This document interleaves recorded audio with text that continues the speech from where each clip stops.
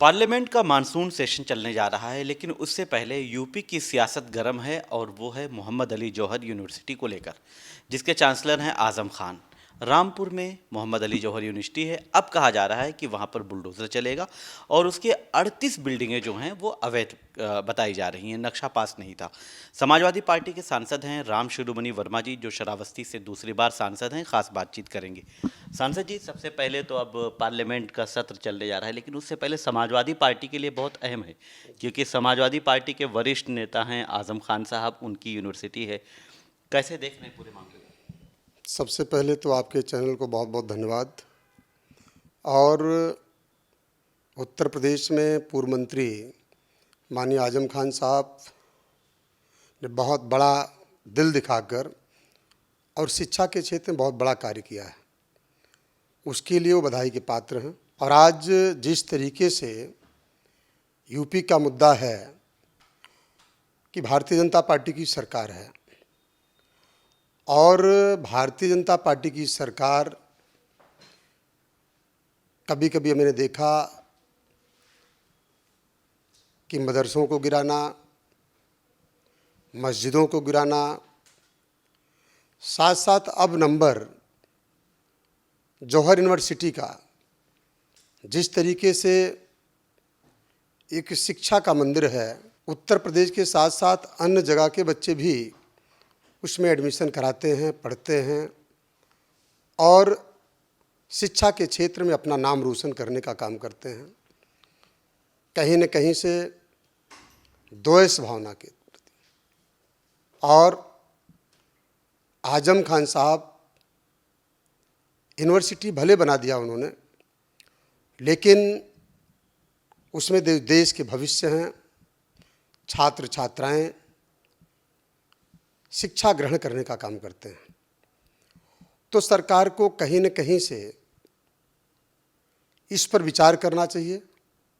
साथ साथ यूनिवर्सिटी बची रहे और शिक्षा का बेहतर भविष्य, क्योंकि पुरानी यूनिवर्सिटी है, कहीं न कहीं अगर कागजों में कमियां हैं, बिल्डिंग में कहीं नक्शा नहीं पास है, तो सरकार को मौका देना चाहिए और जौहर यूनिवर्सिटी का जो स्टाफ है, उसके ऑनर हैं, उसको ठीक कराने का काम करें, उसको मौका देना चाहिए सरकार को।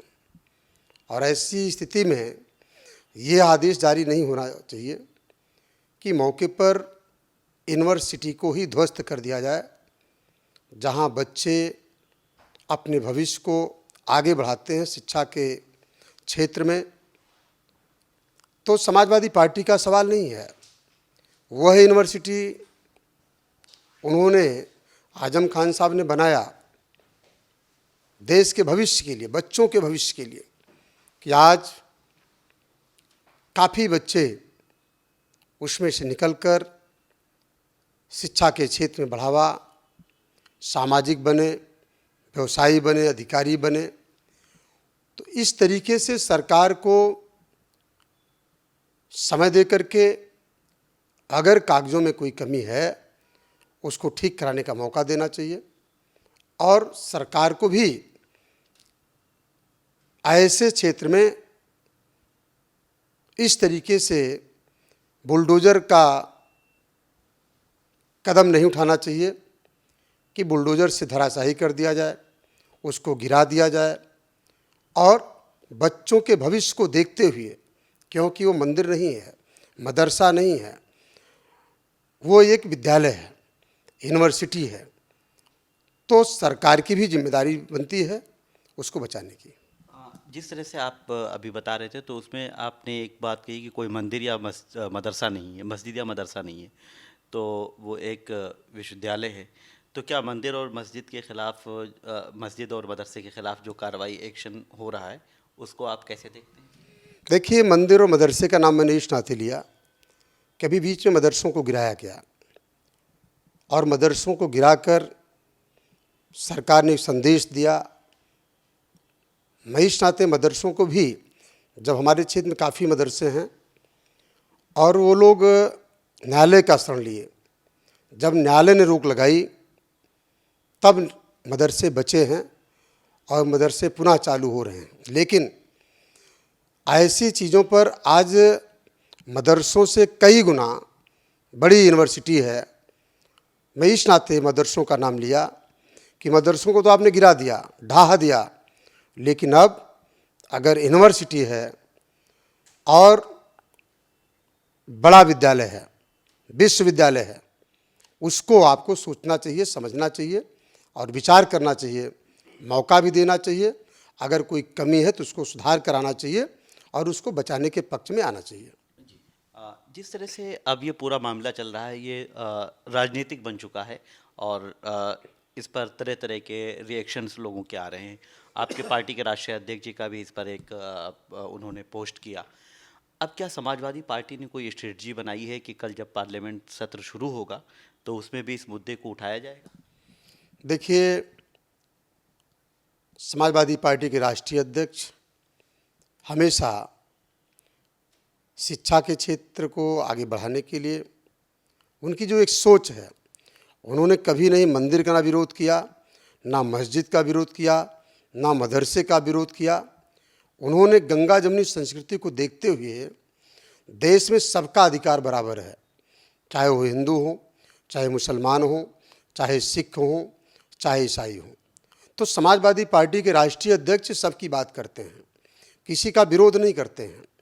जाहिर सी बात है कि जिस तरीके से यूनिवर्सिटी का मुद्दा गर्म हुआ है, उसके पक्ष में माननीय अध्यक्ष जी ने अभी वकील साहब से मिल करके उन्होंने पत्र भी सौंपा है और इस बात को कहा है कि इस तरीके से यूनिवर्सिटी को बचाने के पक्ष में माननीय राष्ट्रीय अध्यक्ष जी हैं और समाजवादी पार्टी के साथ साथ सबको होना चाहिए।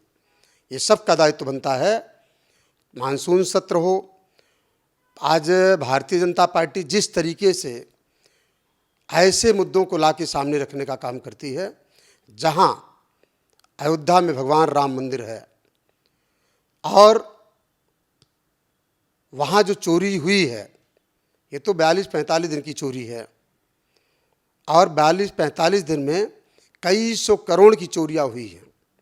सरकार को उस तरफ ध्यान देना चाहिए और सरकार देश के मुद्दे को, प्रदेश के मुद्दे को भटकाने के लिए अब ला करके आजम खान साहब की जो जौहर यूनिवर्सिटी है उस तरफ घुमाने की तरफ, तो कहीं न कहीं से भारतीय जनता पार्टी सरकार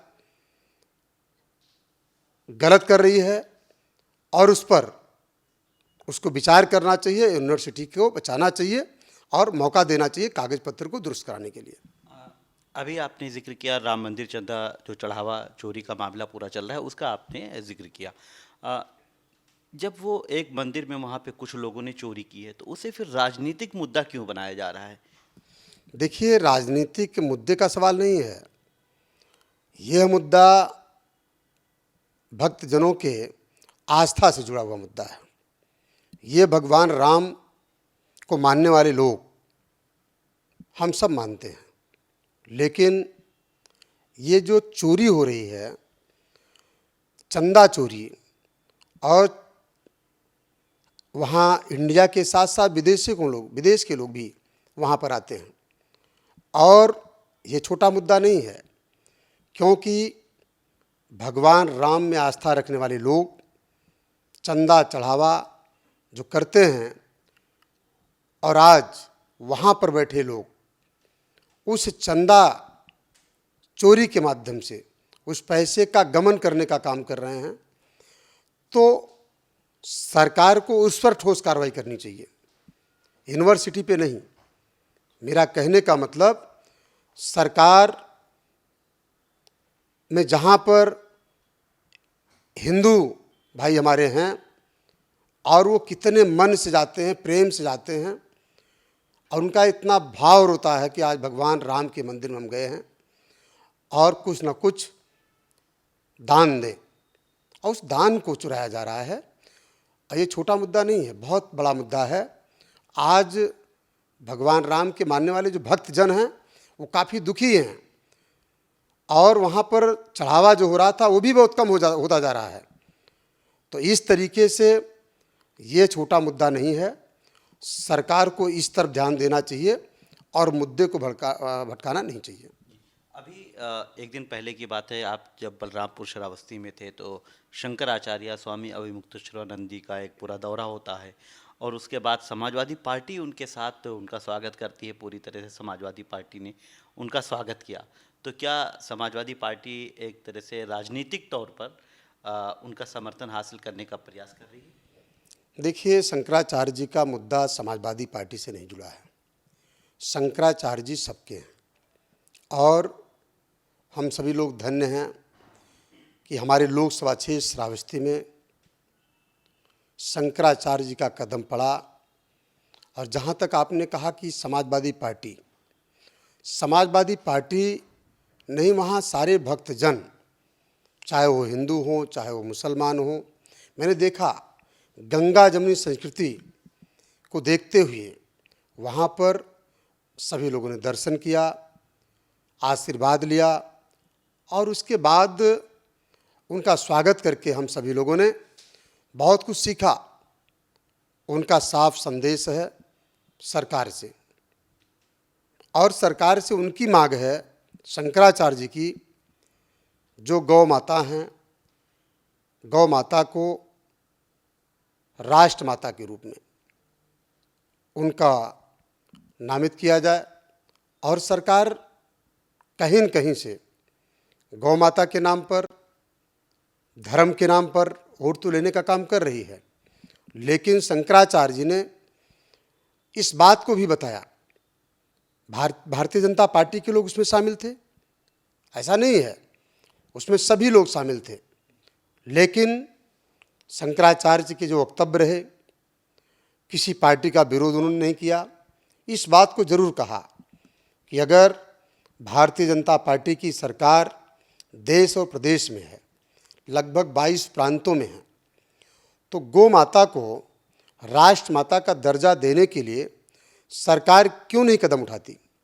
क्योंकि आज गौ माता के नाम पर जिस तरीके से गौशाला बनाकर उत्तर प्रदेश की सरकार, आज उनको ना तो चारा मिल रहा है, ना उनको समय पे पानी मिल रहा है, और उसके बाद तमाम गौ माता की जान चली जा रही है और जेसीबी बुलाकर और वहीं गड्ढा खोद करके दफना दिया जा रहा है।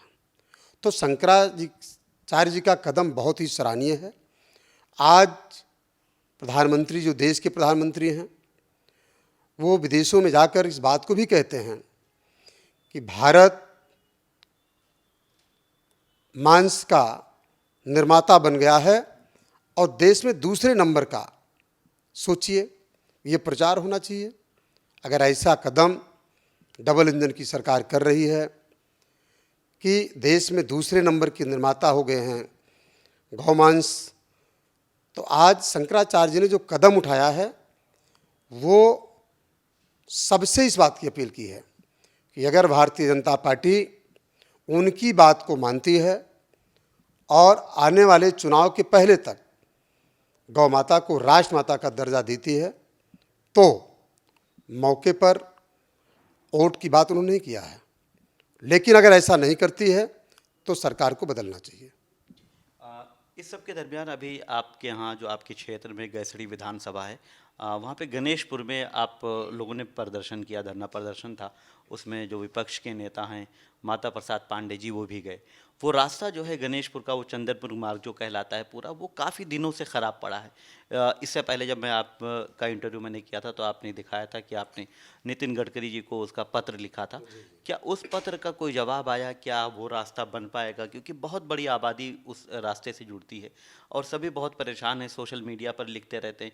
कभी सांसद जी के खिलाफ लिखते हैं, कभी विधायक जी के खिलाफ लिखते हैं, कभी सरकार के खिलाफ लिखते हैं।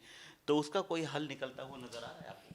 देखिए, आज लगभग 6 से 7 साल मुझे हो गया, 7 साल पूरा हो गया, और 7 साल के बाद मैंने केंद्रीय मंत्री गडकरी साहब को कई बार पत्र दिया है, सदन में भी हमने सवाल उठाया है, प्रदेश सरकार को, माननीय मुख्यमंत्री जी को मैंने पत्र लिखा, विभागीय मंत्री को पत्र हमने लिखा, और उस सड़क की मांग हमने किया कि जो चंदनपुर पचपड़वा गणेशपुर जैतापुर होते हुए मनकापुर गोंडा अयोध्या प्रयागराज को जा रही है उसमें जोड़ा जाए।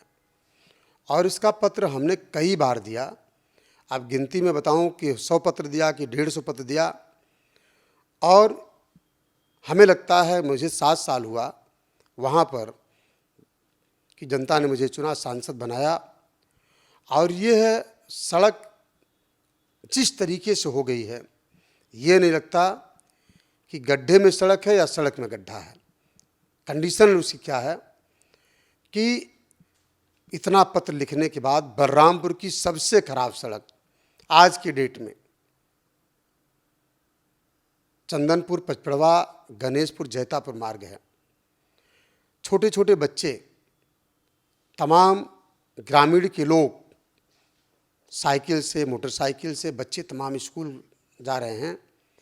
कभी बच्चे साइकिल से गिर जा रहे हैं, पानी भरा, जा नहीं पा रहे हैं, सड़क है, पानी भरा है, पैर टूट जा रहा, हाथ टूट जा रहा है और वाहन नहीं जा पा रहे हैं। तो सरकार को जब अवगत कराया गया, और माननीय मुख्यमंत्री जी भी बलरामपुर में लगभग 2 महीने में उनका चक्कर लगता है मुख्यमंत्री जी का। मुख्यमंत्री जी के संज्ञान में इस बात को डाला गया है, हमारे प्रतिनिधि भी अवगत कराए हैं। लेकिन उसके बाद भाई वहाँ के विधायक भी राकेश जी हैं। जब हम सभी लोगों ने देखा कि ये सड़क क्यों नहीं बन रही है, तब सरकार के खिलाफ हम लोगों को धरना प्रदर्शन की आवश्यकता पड़ी। और धरना प्रदर्शन हम लोगों ने किया। उसमें विपक्ष के नेता माता प्रसाद पांडेय भी शामिल रहे, राकेश भी रहे, और समाजवादी पार्टी के सभी नेतागण और सभी कार्यकर्ता और क्षेत्र के तमाम मित्र साथी रहे।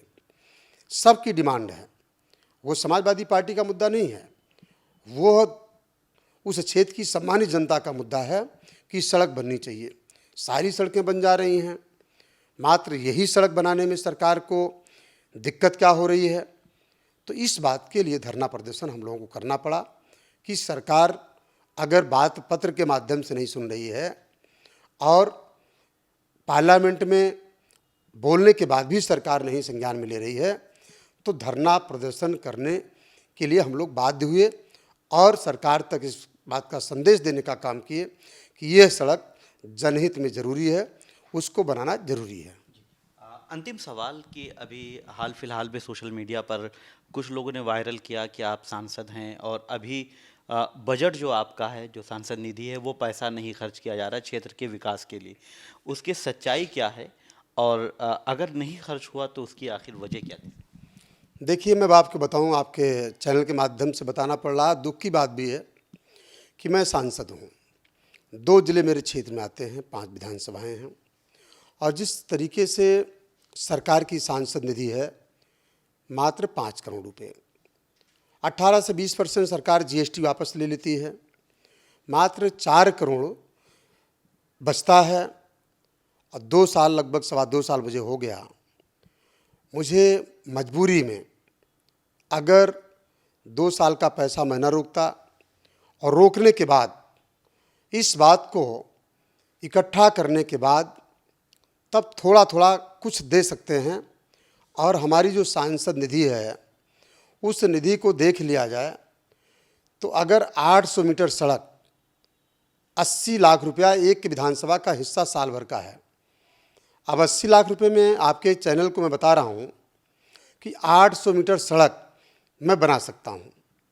अब बताइए, 8 लोगों की सड़क 100 मीटर, अगर कोई भाई साहब आ गए कि हमारी 200 बननी है, किसी ने कह दिया 300 बननी है, तो हमें लगता है अगर इस तरीके से हो तो 2-3 लोगों का काम मैं कर सकता हूँ। ये सांसद निधि है और जो मुझे खर्च करने के लिए सरकार ने दिया है। तो मैं आपके चैनल के माध्यम से सरकार से इस बात के लिए कई बार सदन होने मुद्दा उठाया कि ये पैसा जिस तरीके से आप सांसद सदस्यों के लिए दे रहे हैं, 5 करोड़ रुपये जीएसटी आप पे काट रहे हैं, 4 करोड़ रुपये, इसमें क्षेत्र का विकास संभव नहीं है। कितने साथी हमारे नाराज़ हो जाते हैं कि सांसद जी आपको मैंने सांसद बनाया और हमारी 300 मीटर सड़क नहीं बनवा पा रहे हैं, हम लोग भी झेप मानते हैं। तो इस नाते सरकार के माध्यम से हमने मांग भी किया, सदन में हमने बोला कि एक विधायक, अगर एक विधायक की विधायक निधि 5 करोड़ और पूर्वांचल निधि 1.5 से 2 करोड़, त्वरित 1.5 से 2 करोड़, तो इस तरीके से विधायक तो अपने क्षेत्र में कुछ काम करा सकता है, लेकिन सांसद का हिस्सा मात्र 80 लाख रुपया है।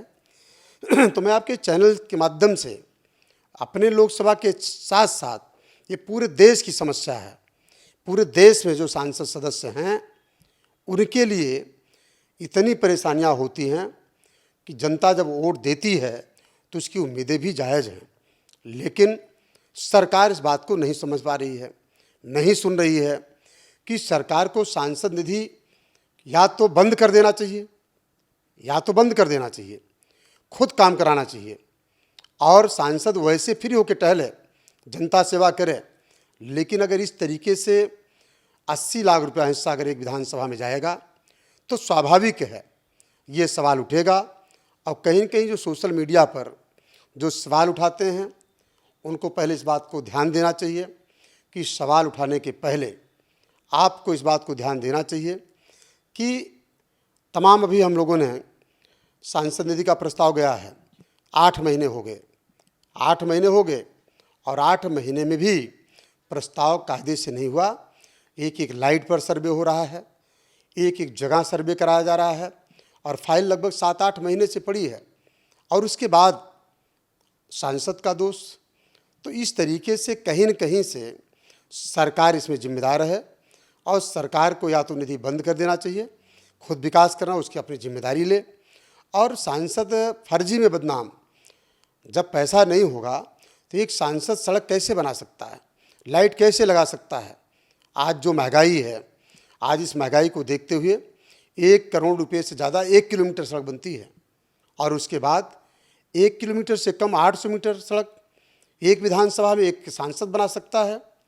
लेकिन क्षेत्र की जनता इस बात की उम्मीद करती है कि हमने सांसद बनाया है, विधायक बनाया है और इस तरीके से हमारी सड़क बने। तो यही सवाल जो अभी आपने किया है ये बहुत गंभीर विषय है और हम लोग इस बात को चाहते हैं कि कम से कम जो मेरे पास है उसको हम इकट्ठा करके 2 साल का पैसा तब थोड़ा थोड़ा बांटने का काम करते हैं, तब 5 विधानसभाओं में थोड़ा थोड़ा कार्य हम लोग कर सकते हैं। तो ये बड़ी समस्या है और लेकिन उसके बावजूद भी हमारा प्रयास रहता है कि क्षेत्र की जनता हमसे नाराज़ ना हो। तमाम बाहर से पैसा हम लाने का काम किए, चाहे वो आप देख लीजिए, हाँ, रेल नहीं था वहाँ, रेलवे हमने पास कराई, हमने वहाँ पर प्रधानमंत्री ग्रामीण योजना की सड़क के तहत कम से कम कई किलोमीटर सड़क हम ले गए। समस्या इस बात की सांसद निधि का सवाल जो उठा ये सबसे बड़ी गंभीर समस्या है और सरकार को इस तरफ कदम उठाना चाहिए या तो सांसद निधि बंद कर देना चाहिए। धन्यवाद। बहुत बहुत धन्यवाद सांसद जी, आपने इस कीमती समय दिया।